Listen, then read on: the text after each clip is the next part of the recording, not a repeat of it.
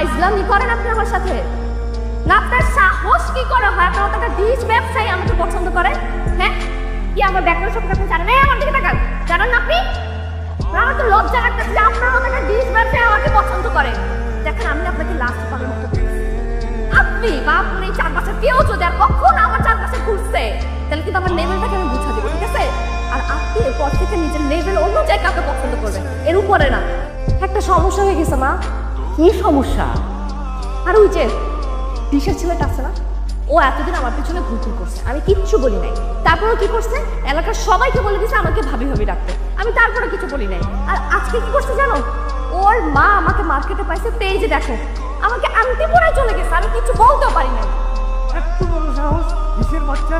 আমি এক্ষুনি থানায়, পুলিশ এসে ধরিয়ে পেদানি দিবে না, হাট্টি গুটি ভাঙবে, তখন সব। আমি জানি না আপনি এরকম কেন করতেছেন, কিন্তু আপনি যা করতেছেন একদম ঠিক করতেছেন।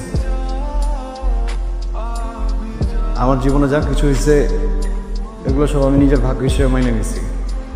আপনার প্রতি আমার কোনো রাগ নাই, কোনো অভিযোগ নেই। আপনি একটু নিজের মতো থাকেন, আমার একটু আমার মতো থাকতে দেন।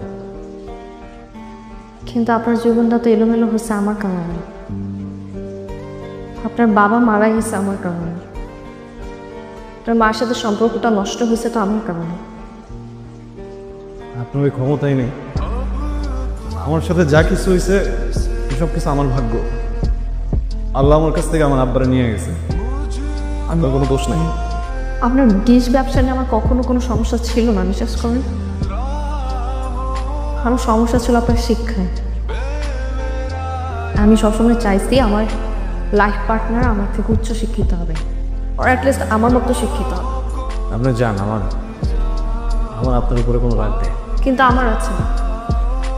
আপনি যখন আমাকে বিরক্ত করতেন তখন আমার খুব রাগ হতো, আমি আসলে অনেক বিরক্ত হতাম। কিন্তু এখন যখন আপনি আমাকে বিরক্ত করেন না তখন আমি আরও বেশি বিরক্ত হচ্ছি। আমি তখন বুঝি নাই আমার রাগ হয়েছে, আমার অভিমান হয়েছে আপনার।